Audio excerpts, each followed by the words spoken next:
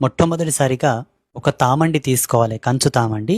బియ్యపు పిండి, ఆవు పాలు, నల్ల ఉమ్మెత్త ఆకులు లేదా తమలపాకులు, అగరవత్తులు, నువ్వుల నూనె, అలాగే పసుపు, కుంకుమ, నవధాన్యాలు, నల్ల నువ్వులు, అక్షింతలు, కుంకుమలో ముంచినటువంటి ఎర్రటి వత్తులు 2.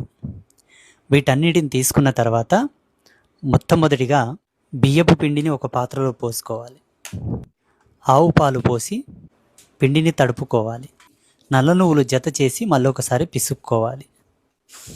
ఆ చేసినటువంటి ముద్దను ఒక జ్యోతి ఆకారంలో చేయాలి. యోని దీపంగాను అయినా కూడా చేసుకోవచ్చు. నల్ల ఉమ్మెత్త ఆకులు 2 పెట్టాలి. కాసింత పసుపు, కుంకుమ వేసుకొని నవధాన్యాలు పోయాలి. మనం చేసుకున్నటువంటి ప్రమిదను పెట్టాలి. మనం చేసుకున్న ప్రమిదను పెట్టి నువ్వుల నూనె పోసుకోవాలి.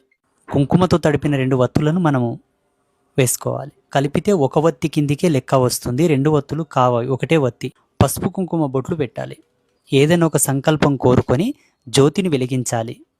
నల్ల నువ్వులు తీసుకొని పైనుంచి నల్ల నువ్వులు ఇలా చిలకరించాలి. అగరవత్తులు వెలిగించిన తర్వాత జ్యోతి చుట్టూ 5 సార్లు తిప్పి పక్కన అగరవత్తులు పెట్టుకొని తర్వాత అక్షింతలు తీసుకొని మనసులో ఏదైనా ఒక కోరిక కోరుకొని అక్షింతలు వేసి మనసు పూర్తిగా శిరస్సు వంచి నమస్కారం చేసుకుంటే తప్పకుండా మీరు అనుకున్న మీ సంకల్పాలన్నీ నెరవేరుతాయి.